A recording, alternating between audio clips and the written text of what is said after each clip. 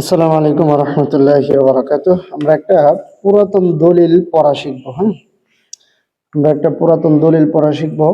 তো পাশাপাশি একটা কথা বলে রাখি, যদি আমাদের ভিডিওগুলো আপনাদের ভালো লাগে, উপকার হয়, তাহলে অবশ্যই শেয়ার করে দিবেন, আমাদের চ্যানেল এবং পেজের পাশে থাকবেন।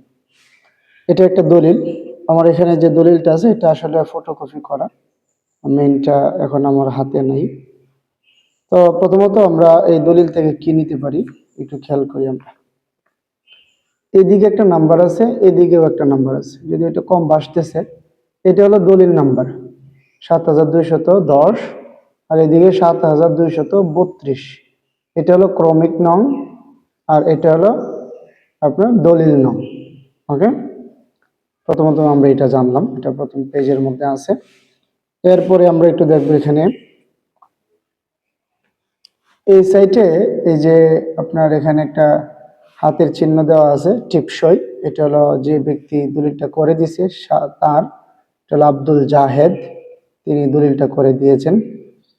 তিনি অশিক্ষিত ছিলেন, এই কারণে তিনি স্বাক্ষর করতে পারেন না বলে তিনি এখানে কি দিয়েছেন, একটা টিপসই দিয়েছেন। ওকে, এরপরে এখানে দেখেন, এখনের দলিল কিন্তু এমন না, এখনের দলিল খুব সুন্দর, খুবই সুন্দর, একেবারে কম্পিউটার করা, প্রত্যেকটা লাইন সুন্দর করে পড়া যায়।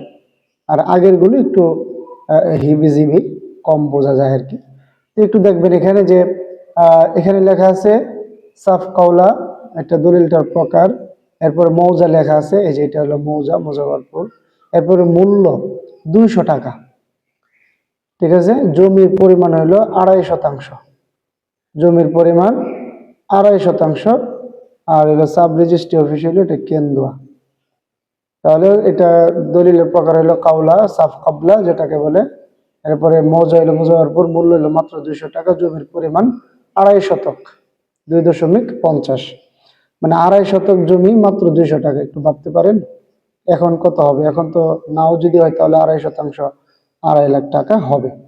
এখন দেখি এটা কখনকার এটা দলিল, একটু এদিকে খেয়াল করবেন। এই যেখানে একটা দেওয়া আছে যে 5/9/77, তার মানে এটা 1977 এটা করা। সাব রেজিস্ট্রার অফিস, এখানে তাদের একটা সিল ছিল, এটা কেন্দ্র।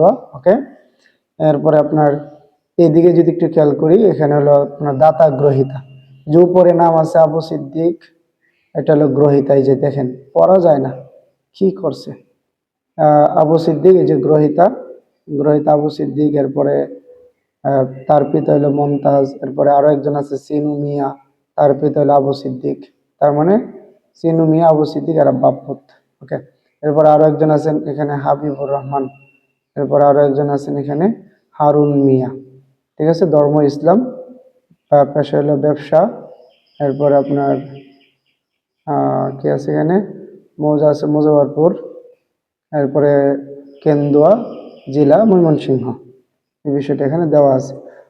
আর এখানে হলো দাতা, এই যে এখানে এই যে ব্যক্তির নামটা কি আছে, ওই যে দাতা, দাতা হইলো আব্দুল জাহেদ, পিতা হইলো নসির, পিতা মৃত নজির, খুব সম্ভবত নামটা এরকম। ধর্ম ইসলাম, ব্যবসা।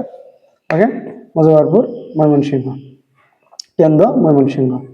ওকে, এরপরে এখানে তিনি জমিটা কেন বিক্রি করলেন, এই বিক্রির বিষয়টা এখানে, তিনি তার নগদ টাকার প্রয়োজন ছিল, এই কারণে তিনি এই যে আপনার কিছু মানুষ ছিল তাদের সামনে তিনি যে 200 টাকা নিছেন, যে 200 টাকা, তিনি এই যে 200 টাকা এখানে উল্লেখ আছে, তিনি যে 200 টাকা গ্রহণ করছেন উপস্থিত হাজিরানা মজলিসের সামনে, এটার একটু বিবরণ এখানে দেওয়া আছে।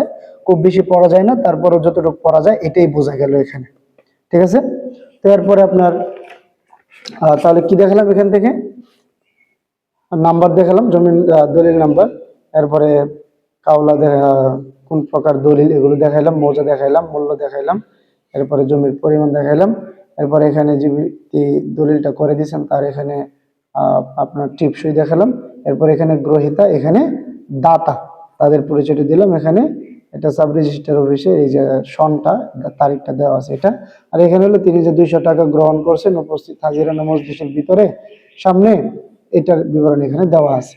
আচ্ছা, এরপরে আমরা অপর পেজ যদি একটু দেখি, অপর পেজও একটু বিস্তারিত দেখবো। এটাই আপনার এখানে দেওয়া আছে যে আহ এটাও একটু তফসিল, হ্যাঁ, জমির একটু তফসিল এখানে দেওয়া। খুব বেশি পড়া যায় না, যতটুকু পড়া যায় যে তিনি তার যে জমির পরিমাণ, এই পরিমাণ থেকে তিনি কতটুকু বিক্রি করছেন এই বিষয়গুলো এখানে উল্লেখ করা। যে 2.5% তিনি বিক্রি করছেন, এটা হলো দাগ নাম্বার, এটা কি দাগ নাম্বার। আর এখানে এর বিষয় আর কিছু না, এই 2 পৃষ্ঠারই এই পেজটা। তো মূলত এই যে পুরাতন যে দলিলগুলো, এই পুরাতন দলিলগুলোর মধ্যে খুব বেশি লেখাও নাই, আবার একেবারে খুব বেশি যে পড়া যায় বিষয়টা এমনও না। তো আমরা যতটুকু পড়তে পারলাম, যে মূল মূল যে বিষয়গুলো ছিল এই বিষয়গুলো আপনাদেরকে দেখানোর ট্রাই করলাম। এইভাবে আপনার পুরাতন দলিলগুলো পড়তে হয়।